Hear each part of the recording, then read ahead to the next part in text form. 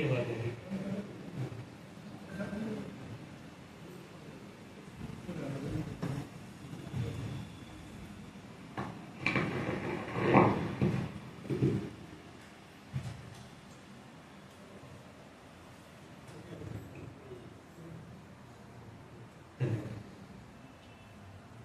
ओम श्री कालिके शुभदेवी सूर्यकूट निवासने रक्ष माघ महामारी विश्व उपस्थित अध्यक्ष जी, पद्मश्री डॉक्टर जितेंद्र कुमार सिंह जी, अतिथि के रूप में Shri Pratap Singh ji, doctor HN Diwakar sir, खासतौर से श्रीमान अनिल कुमार सिंह जी, और आप सभी संतगणों के चरणों में नमन करता हूँ, और साथ ही उपस्थित सभी भगवत प्रेमी, आप सभी के हृदय में वास करने वाली मां आदि शक्ति को मैं प्रणाम करता हूँ। मेरा प्रणाम स्वीकार करें। प्रेम से बोलिए भारत माता की जय, भारत माता की जय, वंदे मातरम, वंदे मातरम, वंदे मातरम। बहुत बहुत धन्यवाद। आज मुझे ये पहली बार ये अवसर मिला है अंतर्राष्ट्रीय हिंदू परिषद की तरफ से आप सभी से मिलने का एक सौभाग्य। पटना का नाम जब भी आता था तो सबसे पहले एक देवी का नाम आता था, पटन देवी। और मैं पिछली बार 6 महीने पहले जब मैं आया था तो पटन देवी माता के दर्शन करने गया था। मेरी माँ कहती थी, बचपन से ही मैं सुनते आया हूँ कि माँ कहती है कि पटना को बचाने वाली पटन देवी, वो बाढ़ नहीं लाने देती, शहर को बचा के रखती है। तो हम सनातनी वो हैं जो सिर्फ इंसानों को नहीं, भगवानों को नहीं, हम तो जीव जंतु, पशु पक्षी, नदी, पहाड़, तालाब सबकी पूजा करते हैं। इस धरती पर हिंदुओं का बचना सिर्फ हिंदुओं के लिए जरूरी नहीं है, सनातनियों का बचना सिर्फ सनातनियों के लिए जरूरी नहीं है। अभी एक धर्म है दुनिया में, पारसी धर्म, नाम सुना होगा आपने। पारस देश में, जो देश आज ईरान बन चुका है, अब वहां के लोगों को ईरानी कहते हैं। पारसी धर्म के लोगों की एक खास परंपरा है, संस्कृति है। जैसे भारत में, भारत के हिंदुओं में अगर किसी की मृत्यु होती है तो हम अंतिम संस्कार करते हैं, दाह संस्कार करते हैं, यानी उसके शरीर को अग्नि को समर्पित कर देते हैं। अगर इस्लाम में किसी की मृत्यु होती है तो जमीन के अंदर दफना देते हैं। सिखों में भी दाह संस्कार करते हैं। जैनों की भी अपनी परंपरा है। वैसे ही एक परंपरा पारसियों की भी है। आपको पता है पारसियों में मृत्यु के बाद क्या करते हैं? उसे न जमीन में दफनाते हैं, न आग में जलाते हैं, उसे खुले ऊपर किसी टावर जैसी ऊंचे स्थान पर रखते हैं जिसको वो कहते हैं टावर ऑफ पीस, यानी एक ऐसा टावर जहां पे शांति ही शांति है। मृत्यु के बाद तो शांति ही है ना।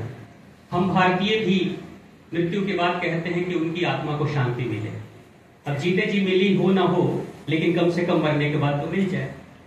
तो पारसियों में ऊपर रखा जाता था उसकी लाश को, व्यक्ति की लाश को, और लगभग ऐसा ही टाटा के साथ अभी हुआ। जमशेदजी टाटा, जो रतन टाटा की मृत्यु हुई है, वैसे ही हुई है। लेकिन आपको पता है कि पारसी लोग अब अपनी परंपरा बदल रहे हैं।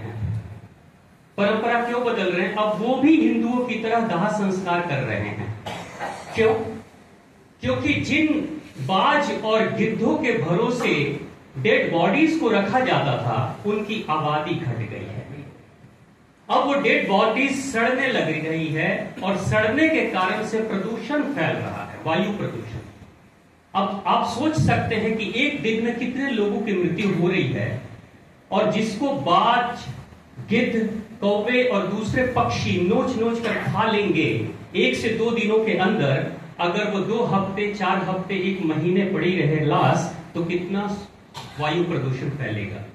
इसलिए पारसियों ने अब अपनी डेड बॉडीज को परंपरा के विपरीत जाकर दाह संस्कार करना शुरू कर दिया है, आग में जलाते हैं। भारत में भी बहुत पारसी हैं जो विद्युत दाह गृह में भेजते हैं डेड बॉडीज को, या लकड़ियों में जला देते हैं। ऐसा क्यों हुआ? क्योंकि गिद्ध नहीं बचे, बाज नहीं बचे। संस्कृति बदलनी पड़ रही है, परंपरा बदलनी पड़ रही है। अगर गिद्ध और बाज बचे रहते तो पारसियों को अपने नियम तो नहीं बदलने पड़ते हैं। इसलिए मैंने कहा कि इस दुनिया में अगर आप चाहते हैं कि शांति रहे, इस दुनिया में प्रकृति बची रहे, इस दुनिया की नदियों की पूजा हो, पहाड़ों को भी श्रद्धा के भाव से हम देखें, हम सांपों की भी पूजा करें, हम वृक्षों की भी पूजा करें और पूरी की पूरी प्रकृति बची रहे, उसके लिए हिंदुओं का बचना जरूरी है। क्योंकि एकमात्र हिंदू है जो दुनिया के किसी भी कोने में जाता है तो हिंदुत्व की बात तो करता है, हिंदू जीवन शैली को अपनाने की बात तो करता है, लेकिन किसी को कन्वर्ट करने की बात कभी भी नहीं करता। कभी हिंदू नहीं कहता कि तुम जिस भी पंथ संप्रदाय में हो उसे छोड़ दो, तुम मेरे साथ चले आओ क्योंकि मेरा ही मार्ग सर्वश्रेष्ठ है। यह हिंदू कभी नहीं कहता। हिंदू कहता है तुम जहां हो वहीं रहो, लेकिन मेरी जीवन शैली को तुम अपना लो। इसलिए स्वामी विवेकानंद भी अमेरिका जब जाते हैं, भारत के पहले संत, तो अमेरिकन्स को ध्यान सिखाते हैं, अध्यात्म की बातें बताते हैं, वेद उपनिषदों को भी पढ़ाते हैं, सिखाते हैं, लेकिन कभी नहीं कहा कि you should leave your religion and you should convert yourself into my religion. मेरे धर्म में आना चाहिए, ऐसा कभी भी स्वामी विवेकानंद ने नहीं कहा। यही कारण है कि स्वामी विवेकानंद से प्रेरित होकर अमेरिकन्स ने पहला हिंदू मंदिर बनाया था जब स्वामी विवेकानंद वहां पहुंचे थे। स्वामी विवेकानंद नहीं कहते कि मेरे मंदिर को तुम बनाओ, खुद से प्रेरित होकर कि जब भारत का एक संत आया है और भारत का संत अगर आया है और इतना विशाल हृदय लेकर आया है, तो जरा इसकी परंपरा को एक बार देखें तो कि कैसी जीवन शैली में बदलाव आ रहे हैं। जिस समय स्वामी विवेकानंद गए थे अमेरिका, उस समय लोग मानसिक रोगी हो रहे थे। पैसे की कोई कमी नहीं थी, पैसे की कोई कमी नहीं थी, बावजूद उसके मन में शांति की कमी थी, जिसके कारण से लोग लगता था जैसे पागल हो जाएंगे। तो शांति की तलाश में स्वामी विवेकानंद के पास आए थे। आप देखो, सनातन धर्म, हिंदू धर्म की जब बात आती है तो हम ही हिंदू ये बात अक्सर कहते हैं कि हिंदू, मुस्लिम, सिख, ईसाई सब बराबर है, सारे धर्म बराबर है, सर्वधर्म समभाव कहते हैं। आप में से भी बहुत लोगों ने कहा, सोचते होंगे आज की युवा पीढ़ी, नौजवान बच्चे, लड़के लड़कियां तो ये बात कहते हैं सारे धर्म बराबर हैं, सारे ग्रंथ बराबर हैं। क्या सच में बराबर है? सारे धर्म बराबर हैं? भारत के सनातन धर्म के प्रचार के लिए कोई संत जाता है, लेकिन वहीं पे इस्लाम के प्रचार की शुरुआत किससे हुई? खलीफाओं से। खलीफा कौन होते हैं? अखाड़े में खलीफा होते हैं। खलीफा कहां होते हैं?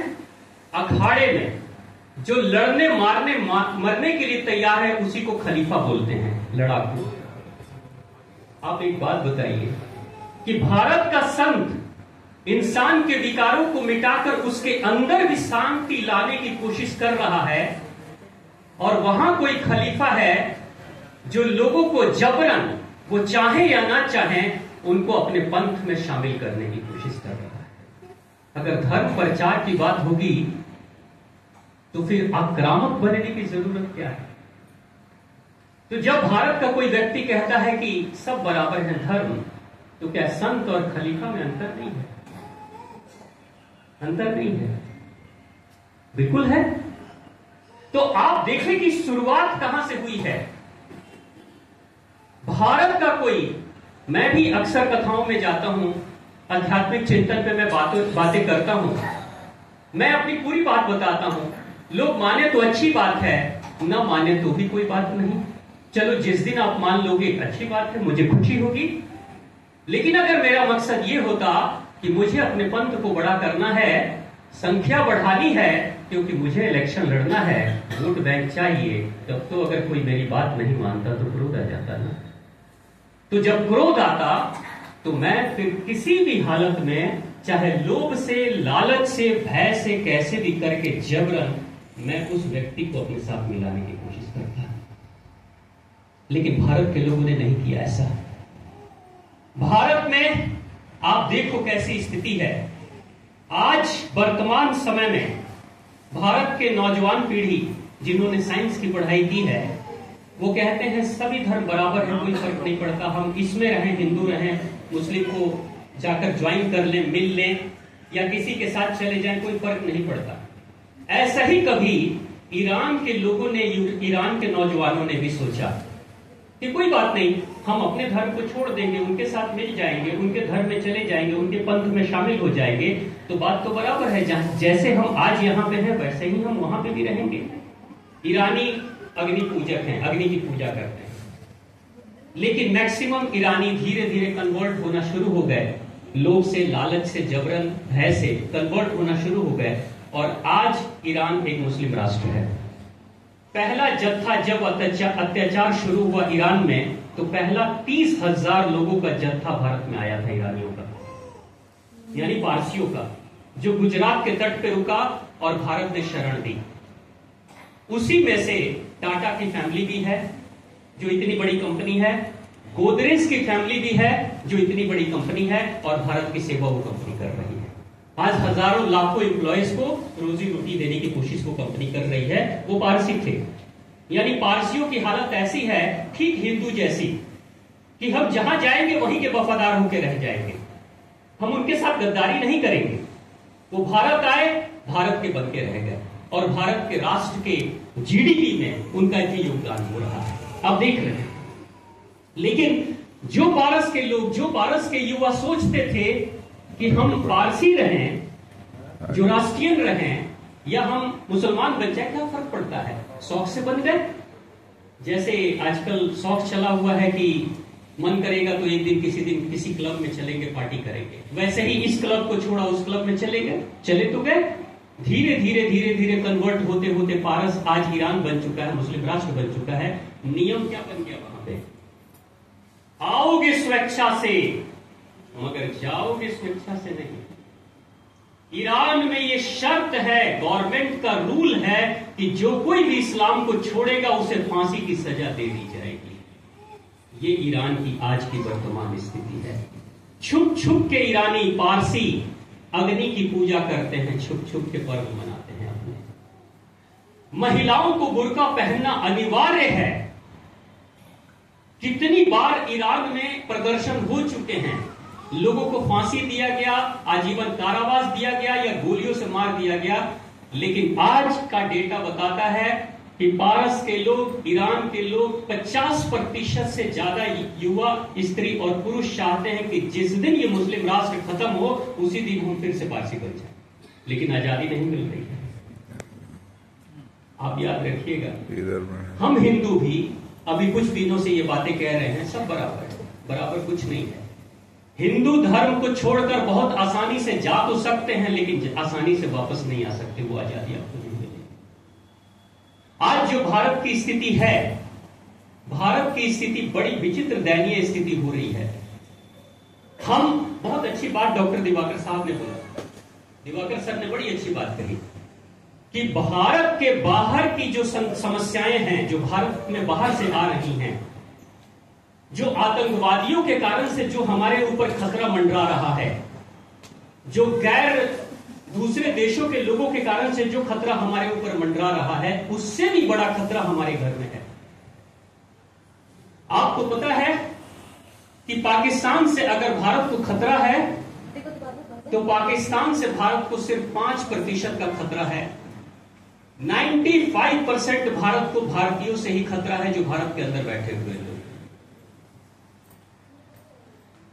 बाहर के हमलावरों से हमारी सेना इतनी सक्षम है कि मुकाबला कर सकती है, चाहे एयरफोर्स हो, आर्मी हो, चाहे नेवी हो, या पैरामिलिट्री फोर्स हो, सक्षम है।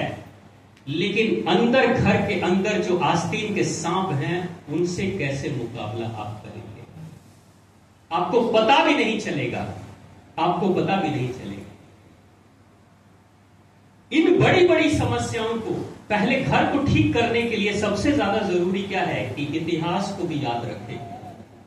वो कौम, वो समाज, वो लोग मिट जाते हैं जो अपने इतिहास को भुला देते हैं। भारत में इतने बड़े बड़े किले बने हुए थे राजा महाराजाओं के, इतने मजबूत किले कि कोई तोप, गोली, बम, बारूद उसको ध्वस्त नहीं कर पाता था, उसकी दीवारों को तोड़ नहीं पाता था। महाराष्ट्र में समुद्र के बीचों बीच एक किला बना हुआ है, समुद्र के बीचों बीच। वहां भारत के लोग, भारतीय राजा और उनके परिवार के सभी लोग रहते थे और उस पूरे क्षेत्र में उन्हीं का साम्राज्य था। दुश्मन सेना जब, मुगल सेना जब जाती है, चारों तरफ से घेराबंदी करती है, तो वो मार नहीं पाते हैं राजा को, और राजा के खास लोगों को मार नहीं पाते हैं। क्यों? क्योंकि किले में प्रवेश होने का कहीं रास्ता ही नहीं दिखता था। आप सोचिए कि शिल्प कला भारत की कैसी थी। पूरा किला बना हुआ है, नाव से जा रहे हैं सैनिक, मुगल नाव से जा रहे हैं, चारों तरफ किले को घूमकर देख रहे हैं, लेकिन पता ही नहीं चल रहा है कि किले में प्रवेश करने का मार्ग कहां है, किस मार्ग से ये जाते हैं। जबकि जरूरत पड़ती है तो अंदर के सैनिक उन्हीं मार्गों से बाहर निकलकर इनके ऊपर हमला करते थे, इनको मार डालते थे और फिर अंदर चले जाते थे, लेकिन ये नहीं पता चलता था ये जाते कहां से। बहुत प्रयास किया, कई महीनों तक प्रयास किया, लेकिन कोई सफलता नहीं मिली मुगलों को। मगर एक दिन किला खुल गया, और किला खुला, अंदर का राजा मारा गया, सारे सैनिक मारे गए, वो साम्राज्य खत्म हो गया। क्योंकि किला खुलने का राज बताने वाला किले के अंदर का व्यक्ति था। अंदर का व्यक्ति था जिसने कहा कि किले का दरवाजा कैसे खुलता है। वो गुप्त दरवाजे का खुलने का मार्ग, किले का दरवाजा भी पत्थरों का बना था, चट्टानों का बना था, वो मार्ग बताने वाला व्यक्ति था। तो बाहर के हमलावरों से उतना खतरा नहीं है जितना खतरा हमारे देश के अंदर आस्तीन के सांपों से है। इनसे भी सतर्क रहने की जरूरत है। ये जो भाईचारा की बातें होती है ना, ये भाईचारा की बातें उस समय तक होती है जब तक आप चारा बनने की स्थिति में ना आ जाओ। जिस दिन आप चारा बनने की स्थिति में आ जाओगे, उस दिन आप भाई नहीं रहोगे। हमें अपने आप को मजबूत करने की जरूरत है। गलतियां हुई है भारत के हिंदुओं से, बहुत बड़ी बड़ी गलतियां हुई है। उन गलतियों से हमें सुधार करने की जरूरत है, नहीं तो हम सब धीरे धीरे खत्म हो जाएंगे। एक बहुत बड़ी गलती इतिहास में हुई है। इंदिरा गांधी की हत्या हुई 84 में। हत्यारा कौन था आपको पता है? हत्यारा एक सिख था। हत्यारा सिख था। एक सिख ने अगर हत्या की है या दो सिख ने अगर हत्या की है, तो क्या पूरे सिख कौम को खत्म कर देना चाहिए? ऐसा होता है क्या? मैं आपसे पूछता हूं, ऐसा होना चाहिए क्या? ये कोई न्याय कहता है क्या? अगर ऐसा होता तो महात्मा गांधी जब जीवित थे, उस समय महात्मा गांधी के फॉलोअर्स 1,10,00,000 लोग थे। भारत में अब तक किसी नेता के सबसे बड़ी संख्या में अगर अनुयायियों की संख्या रही है तो वो महात्मा गांधी रहे। 1,10,00,000 नाथूराम गोडसे ने मार दी। किसी भी कारण से उनकी हत्या हुई, लेकिन नाथूराम गोडसे किस जाति का था? ब्राह्मण। तो क्या उस समय सारे ब्राह्मणों को खत्म कर देना चाहिए था? नहीं किया ना भारत के लोगों ने, नहीं हुआ ना, क्योंकि एक दोषी है, उसको उसकी सजा मिलेगी। लेकिन यहां सिख जब दो सिख मारते हैं तो सारे सिख को चुन चुन के उनके दुकानों को लूटा गया, उनके घर को लूटा गया, उनकी हत्या की गई। मैं उस समय छोटा बच्चा था, मैंने भी देखा कि हिंदू लूट रहे थे दुकानों में। और ये सिख कौन है? ये सिख वही कौम है जब हिंदू धर्म के ऊपर खतरा मंडरा रहा था, यूरोपियन देशों से जब हमलावर आते थे पंजाब के प्रांत में, तो हमारे 10 गुरु मिलकर, और गुरु नानक देव से होते होते गुरु गोविंद सिंह, यानी बिहार का कितना बड़ा योगदान रहा कि सबसे जुझारू जो सिख गुरु रहे वो भी बिहार के रहे और आपके पटना के रहे। इतना बड़ा योगदान। वो सिख गुरु किसकी रक्षा के लिए कर रहे थे सब कुछ? हमारे पूर्वजों की रक्षा के लिए अपना बलिदान दे रहे थे। गुरु गोविंद सिंह 80 साल की उम्र में हाथ में गोली लगती है, और कैसी मिट्टी के गुरु गोविंद सिंह बने होंगे, कैसा बिहारी रहा होगा कि तलवार से अपने हाथ को काट देता है और फिर भी लड़ाई लड़ते रहता है। कुंवर सिंह, सॉरी, वीर कुंवर सिंह, कैसा रहा होगा वो योद्धा। और वैसे गुरु, जिस बिहारी गुरु ने सिखों को इतना शक्तिशाली बनाया, 1970, 75, 80 तक हर परिवार से, हिंदू परिवार से एक नौजवान लड़का सिख बनता था। अगर 4 बेटे होंगे तो एक सिख बन जाएगा। अगर 4 बेटे होंगे हिंदुओं में से तो एक को सिख बनाया जाएगा, एक को फौज में भेजा जाएगा, और दूसरा समाज की सेवा करेगा, और चौथा परिवार के लिए धन कमाएगा। कैसी सोच थी भारत की। लेकिन ये 70-80 तक सिख बनाया जाता था। 84 में एक सिख ने हत्या कर दी, और उसके बाद से यही हिंदू उठते हैं और अपने ही रक्षकों का कत्लेआम सरेआम करते हैं। किया, बड़ा अच्छा लगा। ये भी भूल गए कि रक्षक है हमारा, ये हमारी रक्षा करने वाली कौन है। लेकिन हमने मार दिया 1984 में, और मार दिया और खुश हो गए, क्योंकि सिख मुट्ठी भर थे। 2 करोड़ के आसपास की आबादी थी उस समय। लेकिन कहते हैं ना, प्रकृति, न्यूटन का एक सिद्धांत है, क्रिया के प्रति प्रतिक्रिया भी होती है। जो कर्म आप करोगे, जो चिट्ठी आप लिखोगे, उसका जवाब आपके पास लौट कर आएगा। चिट्ठियों में गाली लिखोगे तो क्या बदले में चिट्ठी के जवाब के रूप में क्या तारीफ लिखे हुए आएंगे? गालियां नहीं आएंगी। क्या लिख रहे हो, क्या भेज रहे हो, वही मिलेगा आपको। हिंदुओं ने किया 84 में, और ठीक 6 साल के बाद पंजाब से कश्मीर की दूरी सिर्फ 300-350 किलोमीटर है। पंजाब से कश्मीर की दूरी लगभग 3-3.5 किलोमीटर है, 300 किलोमीटर है। अगर ऑन रोड भी जर्नी किया जाए तो 6 से 7 घंटे, 8 घंटे में पहुंचा जा सकता है। अनाउंसमेंट कराया गया कश्मीर में मस्जिदों से कि हिंदुओं, या तो तुम इस्लाम स्वीकार कर लो, और नहीं तो मरने के लिए तैयार रहो, या कश्मीर छोड़कर भाग जाओ, अपना घर, अपनी बेटी, अपनी बहू को छोड़कर जाओ। ये अनाउंसमेंट हुआ 1-2 दिन नहीं, कई दिनों तक। बगल में ही सिख कौम है जो हिंदुओं की रक्षा करती है, वो नहीं आए, और 70,000 हिंदू ब्राह्मण मारे गए। कत्लेआम हो गया, बलात्कार हो गया, सब कुछ हो गया, देखते रह गए। जब तुमने अपने ही रक्षकों का भक्षण कर लिया, तो क्या उम्मीद करते हो कि जिस समय तुम खतरे में आओगे उस समय तुम्हारी रक्षा करने को आ जाएगा? मार डाला। वफादार जो कोई प्रहरी था आपके धर्म का, उसी को मार डाला आपने। और सोच के विचार करके देखिएगा, जिसके लिए सिखों को मारा, मैं कहूंगा नहीं, लेकिन आपको भी पता होगा कि क्या वो हिंदू हैं? आप खुद, आप सब समझदार हैं, जानते हैं ऐसी गलतियां हुई हैं हमसे। इन गलतियों को सुधारने की जरूरत है। अभी एक दूसरी गलती हो रही है फिर से। ऐसे ही देखो, ऐसे ही हिंदू धर्म कमजोर नहीं हो रहा है, सनातन धर्म ऐसे ही कमजोर नहीं हो रहा है। सनातन धर्म को कमजोर करने वाले सनातनी ही है, यही है। ये ओवैसी है ना, मुसलमानों का नेता, असदुद्दीन ओवैसी या कुछ करके नाम, उसका टेढ़ा नाम है। ये हैदराबाद का नेता है और बहुत अमीर है। हैदराबाद के शायद निजाम के परिवार से है। इसके पिता बहुत बड़े नेता थे और हैदराबाद में इनका बाहुल्य क्षेत्र है, ये बहुत बड़े नेता थे। उनके पिता का एक इंटरव्यू मैं सुन रहा था। देखिए कैसे सेंध मारा जा रहा है भारत के सनातन धर्म के साथ में। वो कहता है कि हमें हिंदुओं को कमजोर बनाना है। अब हिंदुओं को कमजोर बनाना है तो हमें करना क्या होगा?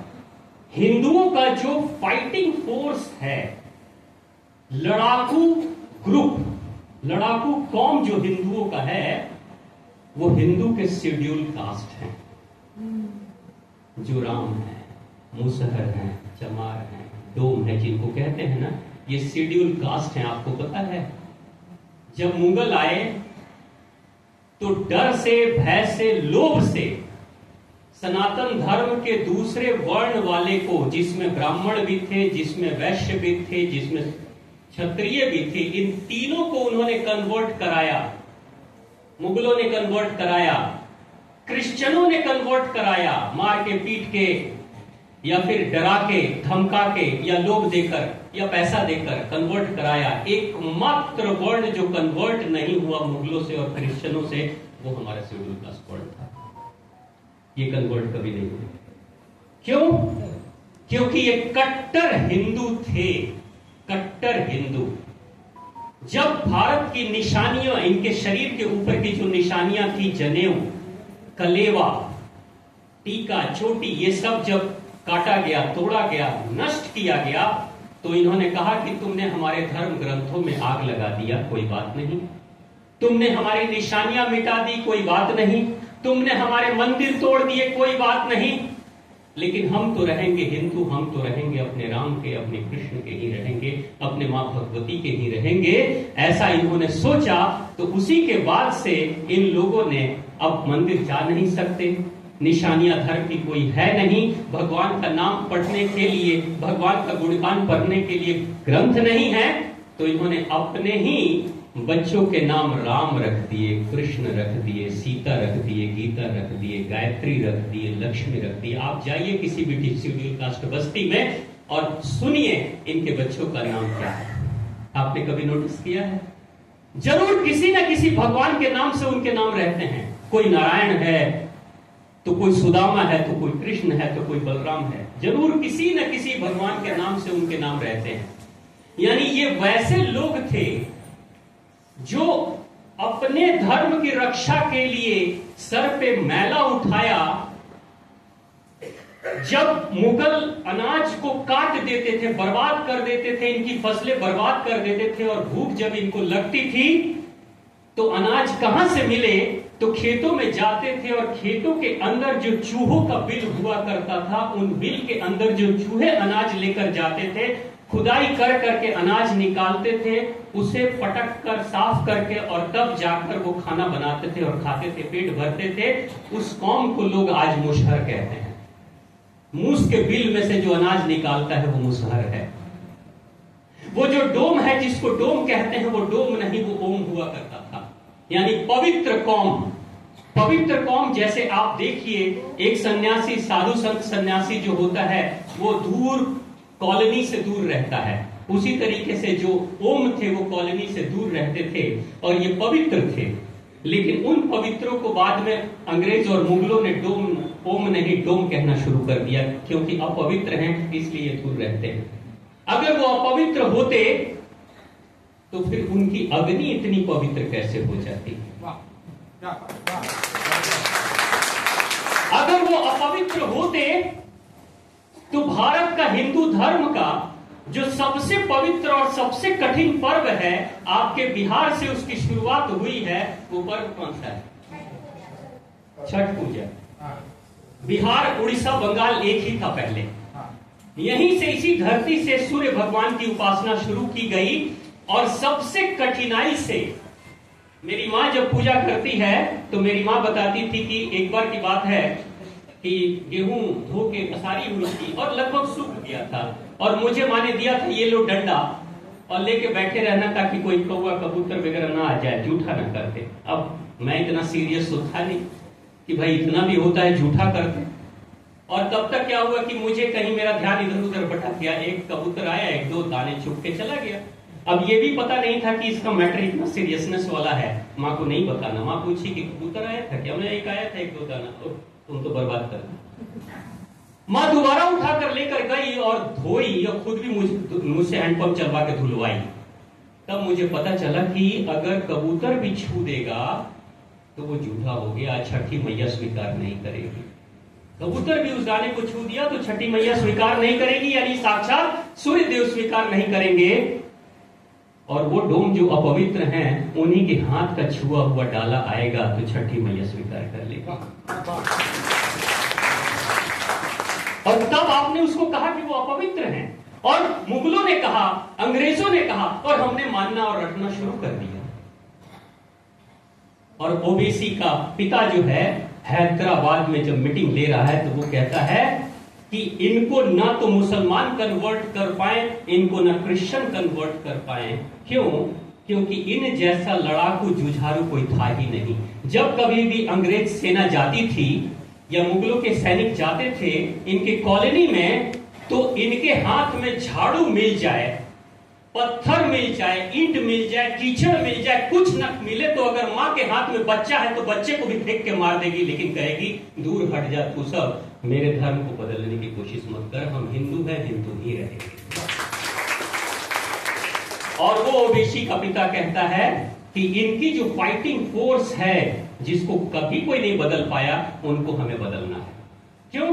क्योंकि इन शेड्यूल कास्ट का तिरस्कार तो हिंदू करते ही हैं, हिंदू में छुआछूत तो है, तो हम इनको अपने साथ मिलाएंगे और इन्हें सीट्स देंगे, इलेक्शन में टिकट देंगे।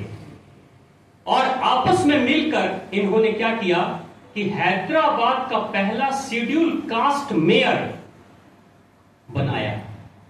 क्यों? क्योंकि जब इनको पद देंगे, इनको सम्मान देंगे, तो ये हमारे होंगे, और जब हमारे होंगे तो हिंदुओं के अंदर का जो फाइटिंग फोर्स है, लड़ाकू कौम है, वो कम हो जाएगी। फिर बहुत आसानी से हिंदुओं को तोड़ना हमारे लिए आसान हो जाएगा।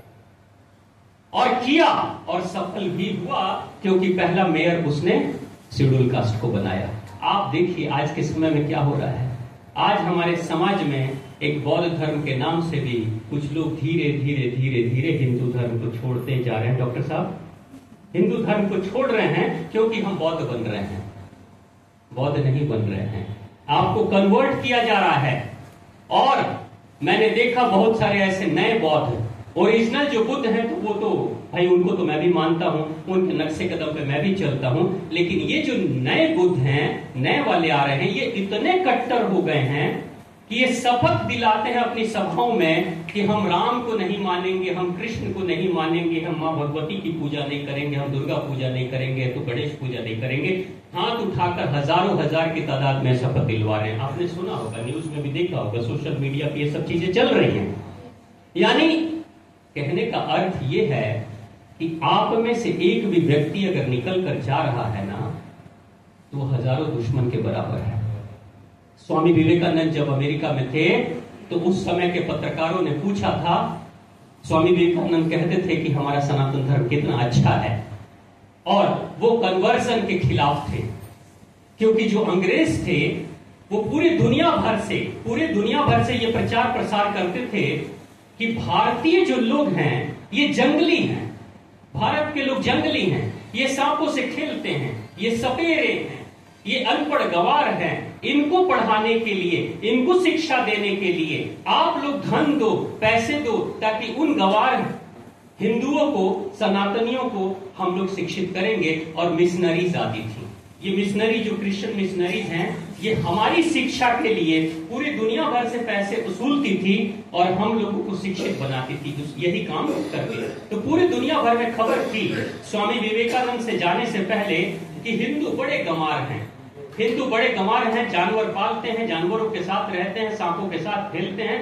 भस्म लपेटे हुए रहते हैं, नंगे घूमते रहते हैं। उनको तो पता ही नहीं था कि भाई अघोरी क्या होती है, अघोरी कौम क्या है, उनकी साधना कैसी है। लेकिन इस तरीके के प्रचार इन्होंने किया अंग्रेजों ने। जैसे ही स्वामी विवेकानंद गए तो धारणा टूट गई कि जिन अनपढ़ों के लिए तुम करोड़ों अरबों रुपए पैसे पूरी दुनिया भर से जमा कर रहे हो कि उन हिंदुओं को शिक्षित बनाना है, तुमने पूरा काम भी नहीं किया। और उन्हीं अशिक्षित हिंदुओं में से एक स्वामी विवेकानंद अकेला आया है कि शिकागो धर्म सम्मेलन में उसके सामने खड़ा होने वाला कोई दूसरा धर्म गुरु नहीं था। उन अनपढ़ों की कौम से कैसा कोई आया है कि जिसके टक्कर में कोई नहीं है, पूरी दुनिया में तुम पढ़ाकर क्या कर लोगे। जब अनपढ़ों में से इतना विद्वान कोई है तो उनके लिए तुम्हें फंड देने की जरूरत क्या। धारणा टूट गई थी। और उस समय अंग्रेज पत्रकार ने पूछा था स्वामी विवेकानंद से, what is the problem of yours If any Hindu converts into Christianity or Islam, what is your problem? Swami Vivekananda ने कहा था, I don't have any problem with anyone if somebody is going and converting himself into any conversion, any religion, but I have a problem when a person is converted into any religion like Christianity or Muslims. At that point of time he becomes the enemy of nation. उन्होंने कहा कि मुझे convert होने से, धर्म परिवर्तन करने से कोई ऐतराज नहीं है, जिसको जो मर्जी जिस धर्म में जाना है जाओ, लेकिन एक हिंदू जब दूसरे धर्म में जाता है तो इतनी नफरत भर दी जाती है उसके दिमाग में कि वो हिंदुओं के ही खिलाफ सबसे बड़ा दुश्मन खड़ा हो जाता है। उस देश में रहता है, भारत में रहता है, भारत का अंचल धरती का इस्तेमाल करता है, लेकिन भारत के ही खिलाफ खड़ा हो जाता है। मुझे इससे ऐतराज है कि मेरे घर में कोई रहेगा और घर के गद्दार बनकर रहेगा, घर के खिलाफ काम करेगा, उससे मुझे ऐतराज है। इसलिए कन्वर्जन के, धर्मांतरण के मैं खिलाफ हूं। आज धर्मांतरण किस तेजी से बढ़ रहा है, आप देखिए कितनी तेजी से धर्मांतरण बढ़ रहा है। आपको पता है धर्मांतरण, आज एक लड़की मैं देख रहा हूं, आपको पता है वर्तमान डेटा कहता है कि लगभग प्रत्येक दिन, एक दिन की बात मैं कर रहा हूं, भारत के एक दिन में लगभग 6000 लड़कियां कन्वर्ट हो रही हैं, या तो मुसलमान बन रही, नहीं तो इस्लाम, नहीं तो ईसाइयत को ज्वाइन कर रही है। 6000, और लगभग 1500 हिंदू कन्वर्ट हो रहे हैं, धर्मांतरण कर रहे हैं। आपको पता है ये धर्मांतरण, ये ऐसा नहीं है धर्म में परिवर्तन की बात है, मेरी मर्जी जहां रहें, जिसके साथ रहें, नहीं, ऐसी बात नहीं है। इस देश पे कब्जा करने की पूरी तैयारी चल रही है। इतिहास में एक बहुत बड़ी घटना घटी है जिसका खामियाजा वो देश और देश के लोग अभी भी भुगत रहे हैं।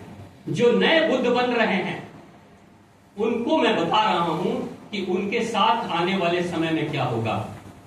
पहले हिंदू थे और अफगानिस्तान में ये हिंदू बौद्ध बन गए, अफगानिस्तान के रहने वाले लोग बौद्ध बन गए, और बौद्ध में कहते हैं अहिंसा परमो धर्म, अहिंसा करो, हिंसा नहीं करना।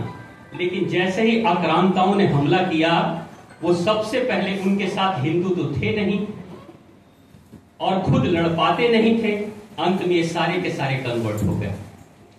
और जिस अफगानिस्तान के पर्वतों में भगवान बुद्ध की दुनिया की सबसे बड़ी प्रतिमा लगी हुई थी बौद्ध धर्म की, उसको बम से लगाकर उड़ा दिया, लेकिन ये कुछ नहीं करता। हुआ कि नहीं? आने वाले बेमियान में, आने वाले समय में यही होगा। यही बुद्ध, इन बुद्धों को सीखना चाहिए।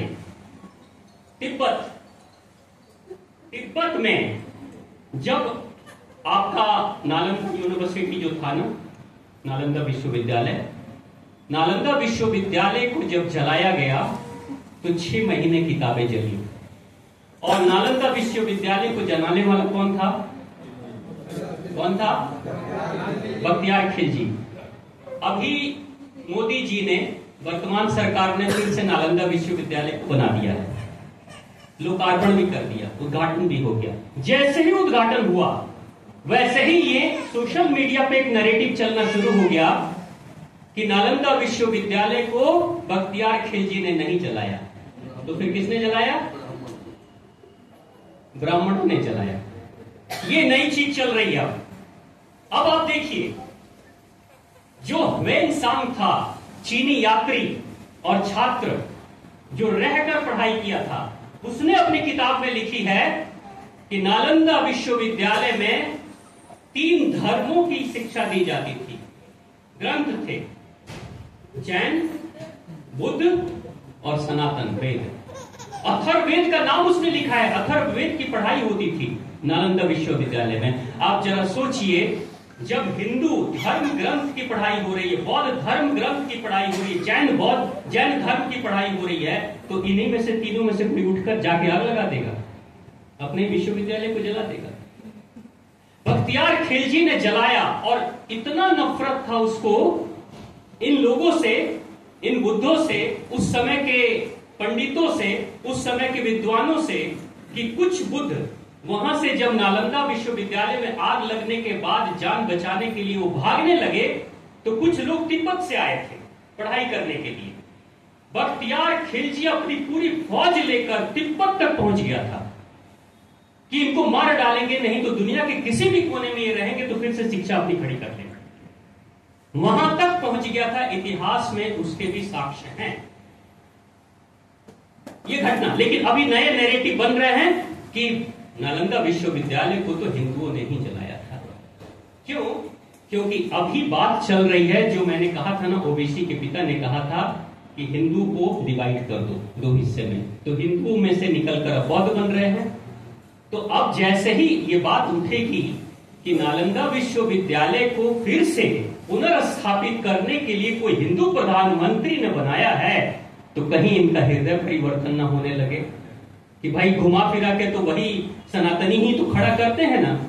और देखिए आश्चर्य की बात, जिस नालंदा को कहते हैं कि हिंदुओं ने बर्बाद कर दिया, ब्राह्मणों ने बर्बाद कर दिया, उसको बनाने वाला, उस नालंदा विश्वविद्यालय को जहां बौद्ध धर्म की पढ़ाई होती थी, जैन और सनातन धर्म की पढ़ाई होती थी, उसको बनाने वाला कोई बौद्धिस्ट नहीं था। उसको बनाने वाला कुमार गुप्त था, जो हिंदू सनातनी परंपरा को मानने वाला था। उस पूरे यूनिवर्सिटी को बनाने वाला कुमार गुप्त था। अब एक हिंदू जो यूनिवर्सिटी खड़ा कर रहा है, विश्वविद्यालय खड़ा कर रहा है, वही उसी के कौम के लोग उसको जला देंगे। तो इस तरह की भ्रांतियां फैलाई जा रही है। तिब्बत में क्या हुआ? तिब्बत में 1950 से पहले देखिए कैसे किसी देश को कब्जा किया जाता है। ये हल्की फुल्की बातें नहीं है। आजकल लव जिहाद, अनिल जी भाई साहब से बात हो रही थी, बहुत चिंतित हैं कि हमारी बहनें अब लव जिहाद के चक्कर में पड़कर अपने जीवन को बर्बाद तो कर ही रही है। मैं 2 दिन पहले वीडियो एक देख रहा था, एक लड़की का, वो किसी मुस्लिम से शादी करती है, उसके घर पे चली जाती है, उसको कहती है मुझे आजादी चाहिए, कपड़े पहनने की आजादी, जैसे मर्जी हम पहने, चलो भाई। उसने कहा सब आजादी हम तुमको देंगे। निकाह कर लेती है, चली जाती है। उसके बाद सबसे पहले उसको बुर्का पहनाया जाता है और बाद में पकड़कर गाय का मांस उसके मुंह में ठूस रहा था। वो वीडियो में दिखा, जबरदस्ती, ये लो खाओ क्योंकि तभी तुम शुद्ध होगी। ये कैसी आजादी? और ये हो रहा है तिब्बत में। मैं इसलिए कह रहा हूं क्योंकि भारत के जो पुरुष हैं वो तो चिंतित हैं। अनिल जी भाई साहब जैसे, डॉक्टर साहब जैसे लोग, आप जैसे लोग चिंतित हैं कि हमारा जो समाज है, हमारा जो धर्म है, सनातन धर्म कैसे बचे रहे। लेकिन बहुत बड़ी भागीदारी आप बहनों का भी, क्योंकि आप चाहोगे तो ये समाज बच जाएगा। तिब्बत की बहनों ने थोड़ी सी लापरवाही की, तिब्बत हाथ से चला गया। 1950 से पहले जब कभी भी चाइना कैप्चर करने की कोशिश करता था तिब्बत के ऊपर, चाइना से बॉर्डर सटा हुआ, जैसे भारत का बॉर्डर नेपाल से सटा, भारत का बॉर्डर पाकिस्तान से, बांग्लादेश से सटा, वैसे ही चीन का बॉर्डर तिब्बत से सटा हुआ था। तो चीन, एक तिब्बत एक आजाद देश था, जैसे ही हमला करता था तिब्बत के लोग चिल्लाते थे, दलाई लामा पूरी दुनिया में खबर पहुंचाते थे और धीरे धीरे बदनामी होती थी, चीन पीछे हट जाता था, चीन की सेना पीछे हट जाती थी। और दूसरी सबसे बड़ी समस्या तिब्बत के साथ थी कि तिब्बत के जो पठार होते हैं वो धरती के छत कहे जाते हैं। आपको पता है, अगर हम सब लोग तिब्बत में चले जाएं, तिब्बत के लोग जहां पे रहते हैं उन पहाड़ी पठारी क्षेत्र पर अगर हम लोग चले जाएं, सामान्य लोग, तो हमें लगेगा दमा हो गया, अस्थमा की शिकायत हो जाती है। यानी कि ऑक्सीजन लेवल इतना कम होता है कि वहां सामान्य इंसान के लिए सांस लेना भी मुश्किल हो जाता है। तिब्बत के पठार की हालत ऐसी है। तिब्बत के पठार पर जब कभी भी चीनी सेना जाती थी तो दम घुटने से ही मौत होने की स्थिति आ जाती थी। लड़ेंगे क्या? तिब्बत के पठार के ऊपर एयरक्राफ्ट से हवाई हमला भी आप नहीं कर सकते हैं, क्योंकि बम भी ऊपर से गिराओगे तो पहाड़ी के नीचे छिपे हुए रहेंगे, बम का पहाड़ पे कोई असर ही नहीं होगा। अब उन्होंने एक रणनीति सोची, चीन ने, तिब्बत को कब्जा करने के लिए, कि 1950 से पहले नौजवान लड़कों को, चीनी नौजवान लड़कों को वो भेजना शुरू कर देता है, टूरिस्ट बनाकर। चीन टूरिस्ट बनाकर भेजना शुरू कर देता है, उनको फंड दिया जाता है, पैसा दिया जाता है, और ये पैसे लेकर जाते हैं, तिब्बत में टूरिस्टर बनकर घूमते रहते हैं, टूरिस्ट बनकर घूमते हैं। और घूम कर करते क्या है? पैसा तो मिला हुआ है, घूम कर करते क्या है? वहां की जो भी नौजवान लड़कियां थी उनसे दोस्ती करते हैं, उनसे प्यार मोहब्बत बढ़ाते हैं, और धीरे धीरे जब प्रेम के जाल में फंसा लेते हैं तो विवाह भी कर लेते हैं। अब विवाह जब कर लेते हैं तो एक घर का एक चीनी लड़का अगर दामाद बन गया तो पूरे तिब्बतीय एक परिवार की सहानुभूति तो चीन के साथ जुड़ गई ना, क्योंकि हमारा दामाद तो चीनी है, हमारा दामाद तो चीनी है। अब चीन दुश्मन नहीं है, उस परिवार के लिए चीन रिश्तेदार है।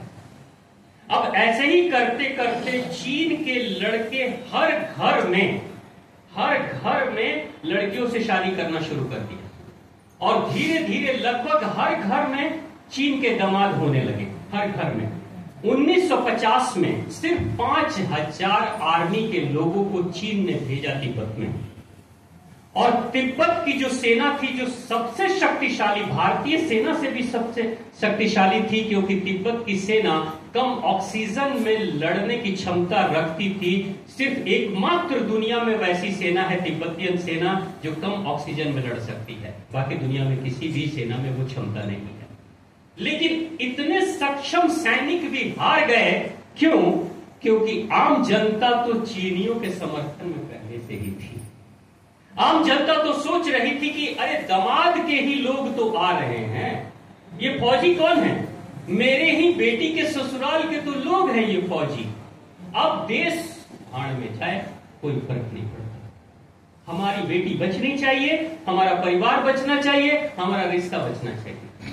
और आम जनता ने कोई बगावत नहीं की। अंत में शक्तिशाली आर्मी खड़ी के खड़ी मूक दर्शक बनकर देखती रह गई। जो तिब्बतियन बौद्धिस्ट लामा थे, दलाई लामा भी उस तिब्बत को छोड़कर भारत में शरण लेते हैं, और सारे के सारे आध्यात्मिक गुरु भाग जाते हैं तिब्बत छोड़कर, और 1950 में तिब्बत पर चीन ने कब्जा कर लिया, जो आज तक बना हुआ है, आज तक बना हुआ है। बिना रक्तपात किए, बिना लड़ाई किए, एक देश को सिर्फ प्रेम जाल में लड़कियों को फंसाकर कब्जा में कर लिया गया। आज आपको एक सच्चाई में बता दूं, आपके बिहार के बगल में ही सटा हुआ बॉर्डर एक राज्य का है, उसको पश्चिम बंगाल कहते हैं। पश्चिम बंगाल के बारे में आप जानते हैं? आज के समय में पश्चिम बंगाल का शायद ही कोई गरीब परिवार होगा जिसमें कोई मुस्लिम दामाद नहीं होगा। ये आज की वर्तमान स्थिति में बता रहा हूं। अभी वही तैयारी चल रही है, फिर से भारत में वही होने जा रहा है। आप सतर्क हो जाएं। अभी जो इंडिया और पाकिस्तान की लड़ाई हुई तो एक बात उजागर हुई कि 5000 से ज्यादा लड़कियां जिन्होंने पाकिस्तानियों से शादी की रहती हैं यहां भारत में, 5-5, 10-10 बच्चे पैदा किए हुए हैं, लेकिन वफादार है पाकिस्तान के लिए। क्यों? क्योंकि शौहर है पाकिस्तान का। रहेंगे आपके घर में, गाएंगे गाना किसी और का। आप देख रहे हो, यानी आपको आपके आस्तीन के सांपों से भी अपनी सुरक्षा करने की जरूरत है। आपको समझने की जरूरत है कि आपके लिए क्या जरूरी है। नहीं तो अगर हम ऐसे ही बटते रहेंगे, ऐसे ही आंख बंद करके रहेंगे, ऐसे ही इस तरह की गोष्ठियां, ऐसी गोष्ठियों में आपकी जो तादाद है, संख्या है, वो मुट्ठी भर है, ये कोई बड़ी तादाद नहीं। अनिल जी भाई साहब बहुत दिनों से प्रयास कर रहे हैं। क्यों? क्योंकि हमें लगता है अरे मेरी रोजी रोटी चलनी चाहिए ना, संडे है, छुट्टी मनाओ, रोज खाओ अंडे, खूब मौज मस्ती करो, क्या जरूरत है? आज तो कम से कम विश्राम कर ले, देश उसको देश चलते रहेगा, सरकार का काम है देश चलाना। अनिल जी जैसे लोग, डॉक्टर साहब जैसे लोग जो बहुत ही संवेदना से भरे हुए हैं, ये चाहते हैं कि हमारा समाज संगठित मजबूत बने। तो सिर्फ ऐसा नहीं कि वो मजबूत होंगे, ये पूरा का पूरा समाज जो है एक तालाब की तरह है। तालाब की जो मछलियां होती है ना, कई बार मछली सोचती है मुझे तालाब से क्या मतलब, मुझे तो अपने जीवन से मतलब। लेकिन अगर उस मछली को ये पता चले कि जिस दिन तालाब नहीं रहेगा उस दिन मेरी जिंदगी भी नहीं रहेगी। यानी हमारे समाज में, अगर हमारा हिंदू समाज है तो ये भी एक तालाब की तरह है और हम सभी मछलियों की तरह हैं। अगर हमारी जिंदगी हम चाहते हैं कि सुरक्षित रहे, सुचारू रूप से चलती रहे, तो समाज रूपी हिंदू तालाब सुरक्षित रहना चाहिए, नहीं तो हम सभी मछलियां तड़प तड़प। इसलिए इसलिए समाज को शक्तिशाली बनाने की जरूरत है। अब समाज में अगर कहीं कोई गलती है तो उसको रिफॉर्म लाने की भी जरूरत है। रिफॉर्म इन द सेंस, आपने साइंस की पढ़ाई की होगी। लोग आज कहते हैं ना, धर्म की बात छोड़ो साइंस की बात करो, ऐसा कहते हैं डॉक्टर साहब। सब लोग कहते हैं धर्म की बात छोड़ो साइंस की बात करो। क्यों भाई? क्योंकि धर्म ने एक गलती की है, उसमें धर्म सुधार नहीं कर रहा है। साइंस की किताबें हर साल इंसाइक्लोपीडिया आती है, साइंस की हर साल आती है। जो भी नए शोध आते हैं, जो भी नई चीजें आती हैं, पुरानी गलतियां जो दिखाई देती हैं, उसमें करेक्शन करके एक नई किताब, नए रूल, नए रेगुलेशन, नए थ्योरम वो लेकर आते हैं, जिसको वो इंसाइक्लोपीडिया कहते हैं। भारत के समाज में, हमारे धर्म में अगर कहीं कोई गलती हो रही है तो क्या हम सुधारने के लिए कोशिश कर रहे हैं? क्या धर्म का भी कोई इंसाइक्लोपीडिया होना चाहिए कि नहीं? डॉक्टर साहब, अगर कोई गलती हो रही है, जाति पाति के नाम से, ऊंच नीच के नाम से भेदभाव अगर हो रहा है, छुआछूत के नाम से भेदभाव हो रहा है, तो हमें मुखर होकर आगे आकर बात करनी चाहिए कि समाज के इस तरह की त्रुटि अगर हो रही है तो उसमें सुधार करने की जरूरत है। आखिर बुद्ध अस्तित्व में कैसे आए? जब हिंदू धर्म, ये हिंदू सनातन धर्म इतना महान धर्म, वेद जिसको कहते हैं अपौरुषेय है, वेदों को लिखने वाला कोई पुरुष नहीं है, वो जो अपौरुषेय है, जिसको लिखने वाला कोई पुरुष नहीं, यानी साक्षात ईश्वर के तरफ से वेद उतरे हैं, उन वेदों की शिक्षा जिस सनातन धर्म को प्राप्त हो रही है, उसमें भी त्रुटियां आनी शुरू हो गई थी। त्रुटियां जब आई थी, जब त्रुटियां आने लगी थी और धीरे धीरे हिंदू लोग आपस में कलुषित होने लगे थे, भेदभाव करने लगे थे, ठीक उसी समय बुद्ध आए थे, सिद्धार्थ बुद्ध आए थे। और बुद्ध ने बताया, बुद्ध कोई धर्म नहीं बनाया। बौद्ध धर्म का कोई भी व्यक्ति अगर आप में से भी हो या आपने ग्रंथ भी पढ़ा हो तो कहीं पे जाके कोई ग्रंथ पढ़ लीजिएगा, बुद्ध ने कोई धर्म नहीं बनाया। बुद्ध के मरने के 500 वर्ष के बाद बौद्ध धर्म की शुरुआत हुई। अब 500 वर्ष तक बुद्ध ने कोई किताब नहीं लिखी, बुद्ध ने कोई धर्म नहीं बनाया, तो ये 500 वर्ष के बाद के लोगों ने कौन सा बौद्ध धर्म बना दिया? जब गुरु नहीं है, और गुरु नहीं है तो कौन सा धर्म बन गया? तो बुद्ध अपने अनुयायियों को धार्मिक कहते थे, मेरा जो अनुयायी है वो धार्मिक होगा। तो बुद्ध क्या किए? हिंदू धर्म के अंदर जो गलतियां आने लगी थी समय के साथ, वो कहते हैं ना, घर चाहे कितना भी साफ हो, ये हॉल कितना भी साफ है, 4 दिन छोड़ दीजिए धूल जम जाएगी। खेतों की कितनी भी अच्छी खुदाई आप कर लीजिए और 1 हफ्ते छोड़ दीजिए, 1 महीने छोड़ दीजिए, घास उगाएगी। होता है कि नहीं? यानी कि धर्म में भी बुराइयां चली आती हैं और घर में भी गंदगी आ जाती है, खेतों में भी घास फूस आ जाती है। ठीक उसी तरीके से जब हिंदू धर्म में बुराइयां आई तो बुद्ध आए और बुद्ध ने बहुत रिफाइन करके बताया कि ये नहीं है, ये है।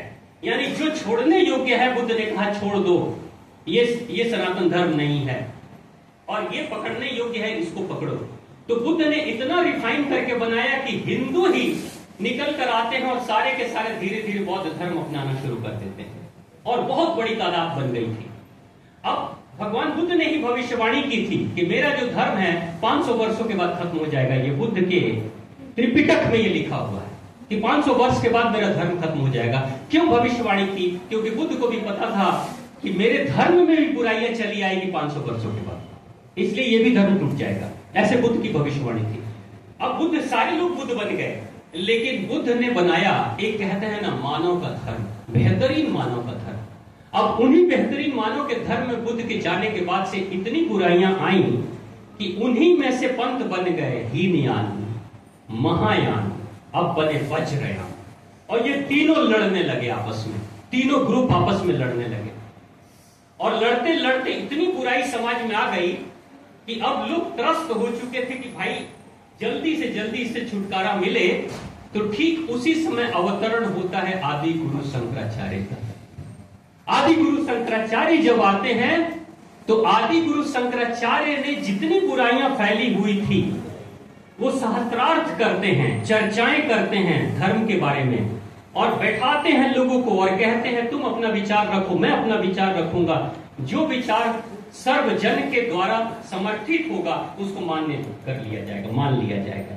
धीरे धीरे शंकराचार्य जी ने जब सारे कचरे को हटाना शुरू कर दिया, झाड़ू बुहारी करने लगे, तो धीरे धीरे फिर से बुद्ध के लोग जो पहले सनातन धर्म थे, बाद में बुद्ध बने, फिर बाद में वही बुद्ध लोग हिंदू फिर से दोबारा से बन के सनातनी बन गए।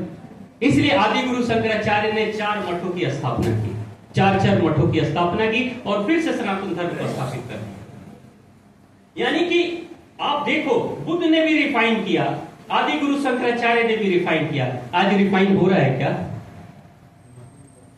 मुझे अफसोस है कहने में, मुझे पता है मेरी इन बातों से किसी को आहत भी हो सकता है। भारत में 4 शंकराचार्य हैं, है ना। एक कार्यक्रम की बात मेरी हो रही थी 2002-03 में, मैं उस समय हरिद्वार में था। एक कार्यक्रम हम लोग करा रहे थे जो गरीब बच्चों के लिए था। एक जनसभा करवानी थी, उस जनसभा में संतों को बुलाना था। हम लोगों ने बड़ा प्रयास किया कि संतों में सबसे बड़े संत अगर भारत में कोई हैं तो शंकराचार्य हैं, उनसे बड़ा कौन है। और 4 शंकराचार्य थे उस समय, 4 शंकराचार्य थे। तो बात यह हुई क्यों ना उस सभा में शंकराचार्य जी को बुलाया जाए। तो जो आयोजक थे वो कहते हैं कौन से शंकराचार्य जी को बुलाओगे आप लोग? तो बात हुई कि 4 को बुलाते हैं। 4 महान गुरु हमारे जब एक साथ बैठेंगे तो उनकी ऊर्जा से भी बहुतों को आशीर्वाद के रूप में ऊर्जा प्राप्त होगी। 4 मिलेंगे। तो एक व्यक्ति कहते हैं आप बुला ही नहीं सकते 4। क्यों? क्या प्रोटोकॉल इतना कठिन है उनको बुलाना? तो नहीं, बुला नहीं सकते, बैठा भी नहीं सकते। भाई क्यों? क्योंकि उनके लिए ऊंचा मंच बनाना पड़ेगा। मैंने कहा मंच तो ऊंचा ही होता है, ये भी मंच तो ऊंचा ही है। कहीं भी कार्यक्रम होता है तो मंच ऊंचा है, तो ऊंचा मंच तो बनेगा। तो बोले ना, वो 4 आएंगे ना, तो एक बैठे होंगे इतने हाइट पे, अगर 1.5 फीट पे, तो दूसरा कहेगा 1.5 फीट 1 इंच मेरा ऊपर होना चाहिए, तीसरा कहेगा 4 इंच ऊपर होना चाहिए। मैं उन 3 से छोटा कैसे हो सकता हूं? यानी हालत ऐसी हुई, हम लोग बुला नहीं पाए। और एक को बोला गया कि शंकराचार्य जी आप लोग को आना है। कौन कौन आ रहा है? अच्छा वो भी आए, वो आएगा तो हम नहीं आएंगे। नहीं आए, कार्यक्रम नहीं हो पाया। हम आदि गुरु शंकराचार्य की परंपरा को मानते चले आ रहे हैं, नाम हमने शंकराचार्य ही रखा है। और वो शंकराचार्य, वो आदि गुरु शंकराचार्य हैं कि बनारस में कहीं सफर कर रहे थे, वो चल रहे थे पैदल, तो बीच रास्ते में एक चांडाल जो कि सब दाह करके लाश को जलाकर आ रहा था, जिसको लोग चांडाल कहते थे, वो चांडाल जब आता था, और उस समय आदि गुरु शंकराचार्य अद्वैत की बात करते थे। अद्वैत, अद्वैत का मतलब 2 नहीं। वो कहते हैं ईश्वर 2 नहीं है, एक है, एक मात्र। यानी कि इस धरती पर जो कुछ भी 2 दिख रहा है, कुछ भी 2 नहीं, वो एक ही है। साकार भी वही है, निराकार भी वही है, सूक्ष्म भी वही है, स्थूल भी वही है, प्रकट भी वही है, अप्रकट भी वही है। यानी 2 सत्ता नहीं, एक ही सत्ता है। वो कहते थे अद्वैत है, यानी एक ही है, बस 2 नहीं, एक है। यही शिक्षा देते थे। चांडाल सामने आता है, आदि गुरु शंकराचार्य के शिष्य 2-4 साथ में चल रहे थे। जैसे ही वो देखते हैं कि आदि गुरु शंकराचार्य के रास्ते पे चांडाल चला आया, तो शिष्य कहते हैं हट, दूर हट, बाजू हट। तो चांडाल कहता है किसको हटा रहे हो? मेरे तन को या मेरी आत्मा? किसको हटने के लिए कह रहे हैं? अब ये तो कुछ बोल नहीं पाते। शिष्य तो आदि गुरु शंकराचार्य के बोल नहीं पाते हैं कि किसको हटाने की बात कर रहे हो, मेरे तन को या मेरी आत्मा को? अगर मेरे तन को हटाने की बात कर रहे हो तो मेरा तन भी नश्वर है, तेरा तन भी नश्वर है, वो भी अपवित्र है, मेरा तन भी अपवित्र है। अगर मेरी आत्मा को हटाने की कोशिश कर रहे हो तो आत्मा अजर अमर अविनाशी मेरी भी है और तुम्हारी भी है। पवित्र आत्मा तुम्हारी भी है, पवित्र आत्मा मेरी भी है। किसको हटने के लिए बोल रहे हो? चांडाल की आवाज सुनकर, चांडाल के तर्क भरी बातों को सुनकर आदि गुरु शंकराचार्य कहते हैं साष्टांग प्रणाम किया था उसके चरणों में और कहा था कि शिक्षाएं तो बहुत मिली थी, लेकिन तुमने आज जो शिक्षा दी है मेरे दिल को और निर्मल कर दिया है। ये वो आदि गुरु शंकराचार्य हैं जो एक अपवित्र चंडाल के सामने चरणों में साष्टांग नमन वंदन करते हैं अपने शिष्यों को छोड़कर, और आज के बैठे शंकराचार्य हैं कि 2 इंच सीट नीचे चली जाएगी तो हम नहीं आएंगे। एक बड़ी विचित्र विडंबना भारत में चल रही है। कभी भी कोई धर्म गुरु, एक चीज हमेशा आप याद रखना, धर्म गुरु किसी जाति विशेष का नहीं होता, वो पूरे समाज का होता है। मुझे आपसे कोई मतलब नहीं आप किस वर्ण से हो, आप किस परंपरा को, आप साकार को मानते हो, आप निराकार को मानते हो, मुझे कोई फर्क नहीं पड़ता। आप बस इंसान हो, आप बस सनातनी हो, आप हिंदू विचारधारा को मानते हो, आप मेरे हो, बस इतना ही काफी है। लेकिन मैं अनेक धर्म गुरुओं को देखता हूं, ये भी अब जातियों की बातें करना शुरू कर चुके हैं। ये जाति की बात कर रहे हैं, किसी खास जाति की बात कर रहे हैं कि उस जाति को ये प्रमोट कर रहे हैं। भारत में एक बड़ी विचित्र विडंबना अभी चल रही है। अभी देखिए एक विवाद हुआ, अभी यहां पे उत्तर प्रदेश में विवाद हुआ, यादव जाति का कथावाचक कथा कर रहा है, गांव के ब्राह्मण लोग उसको बेइज्जत करते हैं, मारते पीटते हैं। जो भी सच्चाई है, जो भी पॉलिटिकल न्यूज है, बात वहीं तक सीमित हो गई। ठीक है, गलती हुई, लेकिन हमारे ही कुछ धर्म गुरु खड़े हो जाते हैं कि किस व्यक्ति को कथा कहने का अधिकार है, उसको ब्राह्मण होना चाहिए, ये लोग कहना शुरू कर देते हैं। अब यहां एक नई सिलसिला शुरू हो गई है, नई चीज। आज तक बचपन से हम सुनते आ रहे हैं कि ऋषि वाल्मीकि जिन्होंने रामायण की रचना की, वो कौन सी जाति के थे, किस जाति के थे? शूद्र जाति के ऋषि वाल्मीकि थे, रामायण की रचना करने वाले। अब ये नया विवाद शुरू हो गया, नहीं वो तो ब्राह्मण थे। अब ऋषि वेदव्यास कौन सी जाति के थे? वो मछुआरे के बेटे थे, मछुआरे के बेटे थे, यानी कि जो माँ है वो मछुआरन है, और वो माँ कहां से पैदा हुई? मछली के पेट से पैदा हुई। अब उसका बेटा भी पवित्र हो गया, उसका बेटा भी पवित्र हुआ। एक शंकराचार्य को मैंने सुना, शंकराचार्य कहते हैं अरे वो भीलनी थोड़ी थी, सबरी भीलनी नहीं थी, वो तो ब्राह्मण कन्या थी। यानी कहने का अर्थ है कि जो कुछ भी अच्छा काम इस दुनिया में होगा वो खास जाति के लोग करेंगे। हालत क्या हो रही है? जीते जी तिरस्कार और मरने के बाद पुरस्कार, मरने के बाद उसको बड़ा बना दिया। हमारे सनातन धर्म की बात थी, जो वर्ण की बात हुई थी, 4 वर्ण की बात, शूद्र, वैश्य, क्षत्रिय और ब्राह्मण, ये कर्म के आधार पे था। आदि गुरु शंकराचार्य ने कहा कि भारत का कोई भी सनातनी किसी भी वर्ण में जन्म तो ले सकता है, वो उसके वश में नहीं है, लेकिन किस वर्ण में मरेगा ये उसके वश में है। अपने कार्य, अपनी क्षमता के अनुसार से एक शुद्ध ब्राह्मण भी बन सकता है, क्षत्रिय भी बन सकता है, वैश्य भी बन सकता है, और बने हैं इतिहास में। इतिहास में आप देखो, जो द्विवेदी ब्राह्मण हैं, चतुर्वेदी ब्राह्मण हैं, ये कौन है? पाठक कौन है? 2 वेद पढ़ने वाला द्विवेदी ब्राह्मण, 3 वेद पढ़ने वाला त्रिवेदी ब्राह्मण, 4 वेद पढ़ने वाला चतुर्वेदी ब्राह्मण। जो पंडित है वो पांडे है, जिसमें सबका मिश्रण है वो मिश्रा है। यानी कि कर्मों के आधार पर ही तो लोग ढूंढ रहे हैं ना। कुछ साल पहले तक विश्व हिंदू, कुछ साल पहले तक ये जो यूनिवर्सिटी है हिंदू, काशी हिंदू है ना, हिंदू विश्वविद्यालय, हिंदू विश्वविद्यालय में एक उपाधि दी जाती थी जिसको उपाध्याय की उपाधि बोलते थे, और उपाध्याय ब्राह्मण होते हैं। यानी जो उसका अध्ययन करेगा, वेदों का अध्ययन करेगा, उसको उपाध्याय की डिग्री दी जाएगी। लिटरली सर्टिफिकेट दिया जाता था कि आज के बाद तुम ब्राह्मण हो गए, क्योंकि तुमने ये डिग्री हासिल कर ली है। लेकिन क्या भारत का समाज ये कर रहा है? पहले तो करता था, अब बंद हो गया। क्यों बंद हुआ? यही कारण है कि साइंस अपने अंदर रिफॉर्म ला रहा है और हर बार अपग्रेड हो रहा है, लेकिन धर्म जहां पे है वहीं का वहीं रुका हुआ है। और पानी जब रुकता है तो सड़ता है और बदबूदार हो जाता है, फिर वो पीने योग्य नहीं होता है। धर्म भी सड़ने लगा है। जब जैन मुनियों में 24 तीर्थंकर हो गए, 1 से लेकर 24, तो क्या धरती माता ने 25वें को जन्म देने से मना कर दिया था?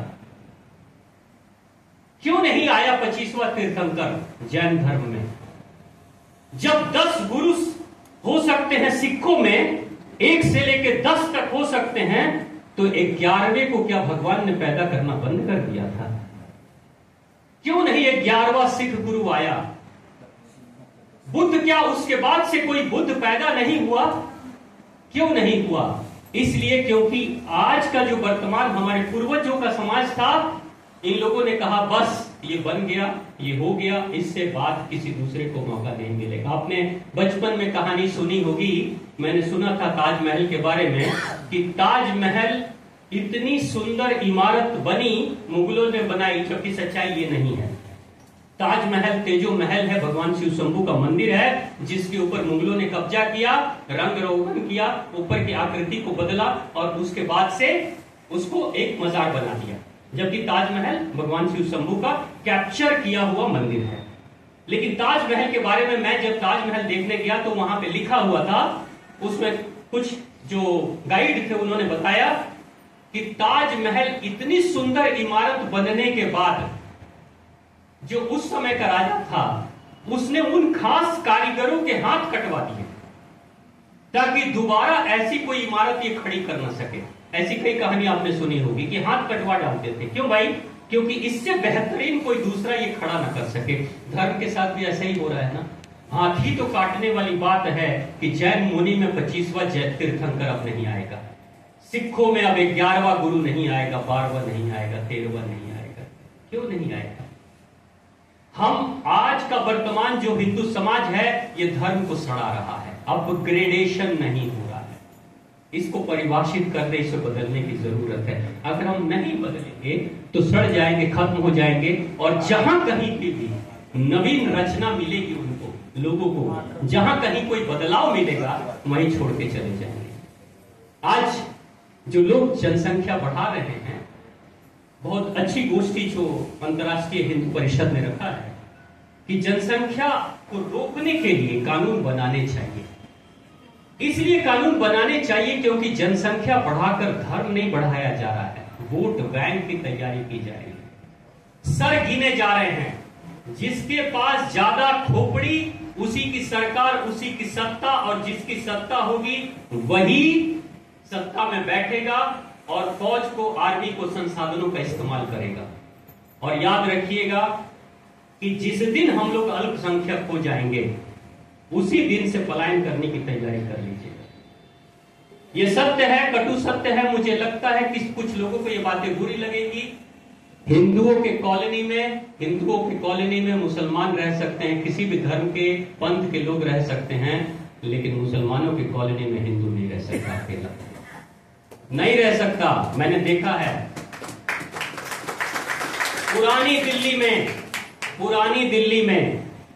दिल्ली का एक पिता, जिसकी हवेली है उसके बाप दादाओं की हवेली, वो आज से 2 साल पहले फोन करके मेरे फोन पर रोने लगा। वो पिता कि स्वामी जी, करोड़ों की हवेली छोड़कर मैं नोएडा के 25 लाख के फ्लैट में जा रहा हूं।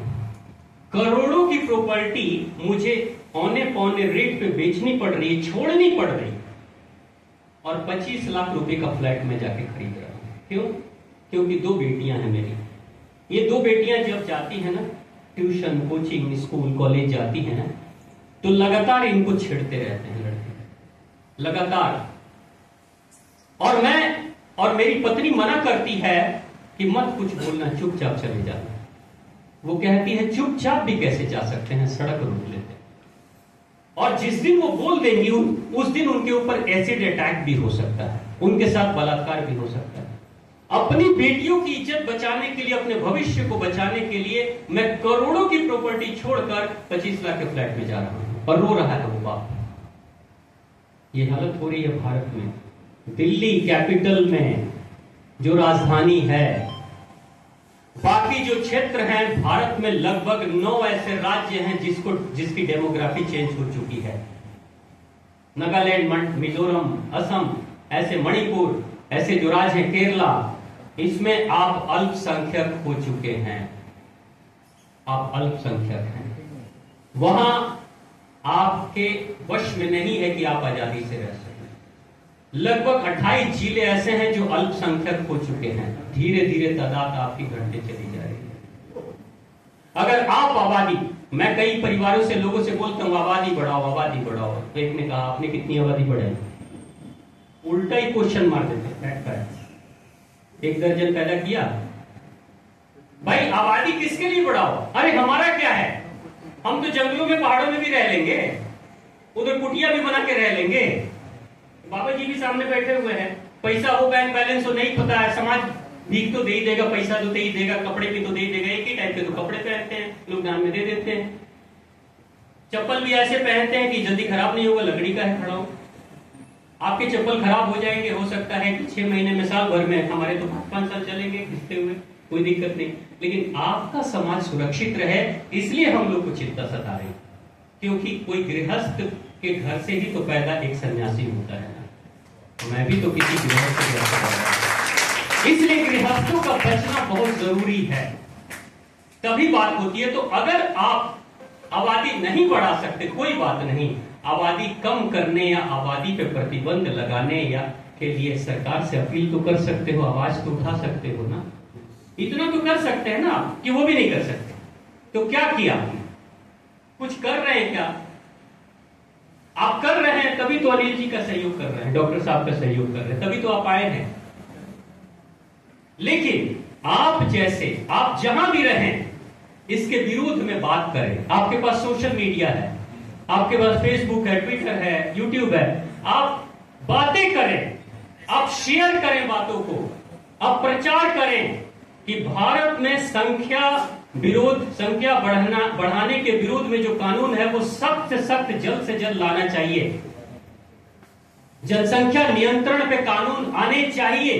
सरकार सुनती है जब लोग बोलते हैं, अगर लोग चुप हैं तो सरकार सुनती नहीं है। तो आपको शोर मचाने के लिए, चिल्लाने के लिए जरूरत है। भगत सिंह ने कहा था, भगत सिंह ने जब बम ब्लास्ट किया था असेंबली में, तो लोगों ने पूछा कि क्यों किया, तो बोला मारने के लिए नहीं किया, सोए हुए लोगों को जगाने के लिए ब्लास्ट किया था। तो कम से कम हम लोग शोर मचाकर, आवाज लगाकर बोल तो सकते हैं। सरकार जिस दिन सुनेगी कि 1 लाख, 10 लाख, 20 लाख, 1 करोड़ लोग लगातार शेयर कर रहे हैं और कहते हैं जनसंख्या नियंत्रण कानून लाओ, तो चाहे सरकार भाजपा की हो, चाहे, उम्मीद एक भाजपा से ही है, दूसरे से तो है नहीं, एकमात्र उम्मीद है। तो वो भाजपा की सरकार तो लपक लेती है इस मुद्दे को, जब देखती है कि करोड़ों हिंदू मांग रहे हैं जनसंख्या कानून लाओ, बस तुरंत से वो कानून आएगा। करोड़ों हिंदुओं ने मांग की 370 हटाओ, तो 370 हटा। करोड़ों हिंदुओं ने मांग की राम मंदिर बनाओ, तो राम मंदिर बना। उसमें बहुत बड़ा योगदान रहा है अंतर्राष्ट्रीय हिंदू परिषद का। तो मांग हुई तो काम हुआ। आप गौ संरक्षण पे बात कर रहे हो, गौ संरक्षण के लिए आप मांग करोगे तो काम होगा। आप जनसंख्या निरोध पर बात करोगे और कानून लाने के लिए मांग करोगे, जब सरकार को लगेगा कि लोग खुश होंगे और वोट देंगे, तो तुरंत से सरकार कानून लाएगी। तो इतना तो कर सकते हैं ना। तो संख्या नहीं बढ़ाना है, कोई बात नहीं, संख्या नहीं बढ़ाने के लिए, कानून लाने के लिए बोलना तो शुरू कर देना। अभी गौ हत्या की जो बात हो रही है, आपको पता है भारत में कैसे कैसे षड्यंत्र, विचित्र षड्यंत्र चल रहे हैं। मैं आपका ज्यादा टाइम तो नहीं ले रहा हूं, अगर घर वर जाना है तो बता दीजिए। अच्छा, 10 मिनट और अनुमति है, बस। धन्यवाद, बहुत बहुत धन्यवाद। एक छोटी सी बात मैं बताता हूँ, षड्यंत्र भारत के कैसे कैसे हो रहे हैं। अभी कुछ दिनों से आपने सुना होगा कि दूध नहीं पीना चाहिए, सुना? दूध नहीं पियो, दूध, दही मत खाओ, मिल्क प्रोडक्ट बंद करो। और कुछ डॉक्टर भी कहने लगे हैं, और डॉक्टर सिर्फ एलोपैथ के डॉक्टर नहीं, अब तो आयुर्वेद के वेदाचार्य भी बोलने लगे हैं दूध पीना ठीक नहीं। आपको पता है षड्यंत्र के पीछे का राज क्या है? कुछ समय पहले, कुछ महीनों पहले अमेरिका की सरकार चिंतित हो गई, क्योंकि भारत की एक कंपनी बहुत तेजी से अपने दूध की मार्केटिंग अमेरिका में कर रही, अपने दूध की मार्केटिंग फ्रांस में करने लगी। भारत की एक कंपनी, जिस भारत को लोग गरीब कहते थे, उस भारत की एक कंपनी भारत के दूध को बेच रही है अमेरिका के मार्केट में। वो कौन सी कंपनी है? अमूल। अमूल ने दूध बेचना शुरू कर दिया। और आपको पता है दुनिया में दो तरह का दूध होता है, दो ही किस्म का दूध है, A1 A2। A1 और A2। जितनी भी फ्रीजियन गाय होती है, जर्सी गाय होती है, उसका दूध A1 होता है और वो पचने में सुपाच्य नहीं होता, आसानी से नहीं पचता। तो A1 दूध को अच्छा नहीं माना जाता है। जिसको कोई बीमारी नहीं हो वो तो A1 दूध पी सकता है, लेकिन जिसके शरीर नाजुक है, जैसे बच्चे का शरीर नाजुक है, तो उसके लिए A1 दूध पचता नहीं है। कोई ना कोई बीमारी जैसे कि पैरों में स्वेलिंग, शरीर में स्वेलिंग, कुछ ना कुछ आना शुरू हो जाता है। तो A1 दूध को अच्छा नहीं माना जाता। लेकिन भारत की नस्ल की गायों का जो दूध होता है उसको A2 दूध कहते हैं। और A2 दूध दुनिया के बेस्ट क्वालिटी मिल्क में आता है, जो इजी टू डाइजेस्ट है, आसानी से डाइजेस्ट होता है, उसको A2 दूध कहते हैं। और A2 दूध ही भारत में पैदावार उसकी होती है, भारत नस्ल की गायों से। भारत नस्ल की गायों को इन अमेरिकन्स ने भारत से, राजस्थान से, गुजरात से और दूसरे राज्यों से ये खरीद कर ले जाते हैं और अमेरिका में भारतीय गायों का पालन पोषण संवर्धन कर रहे हैं। और उन गायों का नाम क्या है? ब्राह्मण काऊ। क्या नाम है? ये ब्राह्मण काऊ है, यानी पवित्र काऊ है। हाँ, ये ब्राह्मण काऊ के नाम से अमेरिका में उनका पालन पोषण कर रहे हैं, बढ़ा रहे हैं, संवर्धन कर रहे हैं, उनकी पैदावार अच्छी हो जाए। और उसी के दूध को A2 दूध बोलकर पूरी दुनिया में बेचने की कोशिश कर रहे हैं। अब अमेरिका की सरकार ने सोचा कि मिल्क प्रोडक्ट, मिल्क इंडस्ट्री बहुत बड़ी इंडस्ट्री है और भारत का कोई ऐसा पर्व नहीं है जिसमें मिल्क या मिल्क प्रोडक्ट की बात न हो। कोई भी पर्व, आप चाहे होली, दीपावली, दुर्गा पूजा कुछ भी मना लो, तो कहीं ना कहीं दूध का कोई ना कोई पदार्थ तो आप खाएंगे, कोई ना कोई मिठाई तो चलेगी। कितनी मिठाइयां हर चौक चौराहे पे बिक रही हैं, आप सभी को पता है। तो इन्होंने कोशिश किया कि अगर अमूल के ब्रांड को हम खरीद लेंगे, अमेरिका ने कोशिश किया अमूल के ब्रांड को अगर हम खरीद लेंगे तो बहुत आसानी से बना बनाया, भारत के लोगों की सहानुभूति तो अमूल के साथ है, उनको पता भी नहीं चलेगा कि ये अमूल अमेरिकन है, उनको तो लगेगा ये अमूल तो भारतीय है, तो अमूल का प्रोडक्ट भी लेंगे और बना बनाया अमूल का नेटवर्क पूरी दुनिया में मिल जाएगा और तुरंत से एक एस्टैब्लिश्ड बिजनेस हमें मिलेगा। उन्होंने प्रस्ताव रखा अमूल कंपनी के पास में कि ये कंपनी आप हमको बेच दो। अमूल कंपनी, आपको पता है किसने शुरुआत की उसकी? सरदार पटेल के टाइम पे अमूल चल रहा है। मतलब गांव गांव के हजारों लाखों किसान, महिलाएं, पुरुष उसमें काम करते हैं और तब जाके दूध का संरक्षण होता है, एकत्रीकरण होता है और तब जाकर इतना बड़ी संस्था खड़ी हुई। अमूल के लोगों ने मना कर दिया, हम नहीं बेचेंगे अपनी कंपनी, और कंपनी नहीं बिकी। बस उसी से खफा होकर ये अमेरिकन्स बोले कि ठीक है, अगर कंपनी नहीं बिकेगी तो हम तुम्हारे मार्केट को ही खराब कर देंगे, हम तुम्हारे न खाएंगे न खाने देंगे। बोलते हैं ना खाएंगे ना देवो तो ना खाए ना खाए दे, बिगाड़ दे। ठीक है, तो अमेरिकन कंपनी ने मार्केट खराब करने की योजना बना ली। मार्केट खराब कैसे करेंगे? भारतीयों के मुंह से ही पैसे दिलवा के बुलवाएंगे कि दूध पीना गलत है, दूध के प्रोडक्ट खाना गलत है। अब ये नहीं बता रहे हैं कि A2 दूध नहीं, A1 दूध खाना गलत है, ये नहीं बोल रहे हैं, दूध ही गलत है, ये बोलना शुरू कर दिए। अब दूध का विरोध शुरू हो चुका है और दूध के विरोध से होगा क्या? आप एक चीज देखिएगा, कभी भी होली और दीपावली आती है तो होली और दीपावली के ठीक पहले एक खास तरह का वीडियो वायरल होता है आपके सोशल मीडिया अकाउंट पे कि यहां पे इतने क्विंटल नकली मिठाई मिली, मिलावटी मिठाई मिली। होता है कि नहीं? ये आप देखना, किसी भी पर्व के ठीक पहले ये सारे वीडियोस वायरल होने शुरू हो जाते हैं। दूध में यानी कि मिठाइयों में मिलावट है, दूध बेकार है, फर्जी दूध है, यूरिया मिलाया जा रहा है। क्यों भाई? क्योंकि उसी समय अगर दूध के प्रोडक्ट यानी मिठाइयां नहीं बिकेंगी तो अमेरिकन कंपनी विदेशी कंपनियों का चॉकलेट बिकेगा, यानी चॉकलेट बिकेगा। तो चॉकलेट इंडस्ट्री को खड़ा करने के लिए इन्होंने भारत के दूध को बदनाम करना शुरू कर दिया और धीरे धीरे भारतीय लोग दूध पीना बंद कर दिए। धीरे धीरे भारतीय लोग दूध पीना बंद कर रहे हैं। मैंने एक एक्सपर्ट से पूछा इस विषय पे, मैंने कहा तो उस एक्सपर्ट को मुंबई से बोले स्वामी जी आपको पता नहीं है दूध का नुकसान कितना है। मैंने कहा ठीक है, चलो मैं दूध नहीं पीऊंगा, चलो कोई भी दूध नहीं पिएगा। वो कहते हैं बछड़े के लिए दूध होता है, गौ माता का जो दूध है बछड़े के लिए है, दूसरे के लिए नहीं। ठीक है, मैंने कहा चलो ठीक है। भारत में ऐसी भी माताएं हैं जो बच्चे को जन्म तो दे देती है लेकिन उनके शरीर में दूध नहीं बनता। ऐसी भी माताएं हैं उनके शरीर में दूध नहीं बनता। तो हमारा समाज शुरू से ये मानता है कि पहली माता वो है जिसने हमें पैदा किया, दूसरी माता वो है जो हमारी गौ माता है, क्योंकि वो उसने मेरी माँ को भी दूध पिलाया, उसने मुझे भी दूध पिलाया, तो दूसरी माँ है। अब बाई चांस मान लीजिए एक माँ ने बच्चे को पैदा तो कर दिया, शरीर में दूध बन नहीं रहा है, मार्केट में दूध अब आ नहीं रहा है, क्योंकि दूध की सारे जितने भी गौवाले थे, जितने भी गौ पालन करने वाले लोग थे, सब खत्म हो गए, अब दूध आएगा नहीं। तो उस बच्चे को जो 6 महीना कम से कम दूध पीने वाला है, वो दूध कहां से आएगा? वो कहता है छोड़िए ना, उसकी चिंता आप क्यों करते हैं? तब अल्टरनेट क्या? अब अल्टरनेट ये लोग क्या देते हैं? एलमंड मिल्क, बादाम का मिल्क, बादाम का मिल्क पिलाएंगे, ठीक है, सोया मिल्क ये पिलाएंगे, कोकोनट मिल्क। क्यों भाई? क्या एक बात बताइए, बादाम में दूध कहां से निकलता है? वृक्षों में दूध कब से निकलने लगा? दूध तो किसी इंसान का होता है, नहीं तो किसी पशु का होता है। अब दूध जैसी कोई भी चीज अगर है तो सर्फ को भी घोल के रख लेंगे तो क्या बोलेंगे? Surf milk? नहीं ना। एक जैसे दिखने वाली चीज को हम मिल्क तो नहीं कह सकते ना। एलमंड मिल्क को अमेरिकन प्रमोट कर रहे हैं। एलमंड मिल्क क्यों? क्योंकि दुनिया में सबसे ज्यादा बादाम की खेती, एलमंड की खेती अमेरिका में होती है। कैलिफोर्निया उसका सबसे बड़ा हब है, और सोया की सबसे बड़ी खेती ब्राजील में होती है। कोकोनट में इंडोनेशिया आगे है, इंडिया भी है लेकिन इंडोनेशिया आगे है।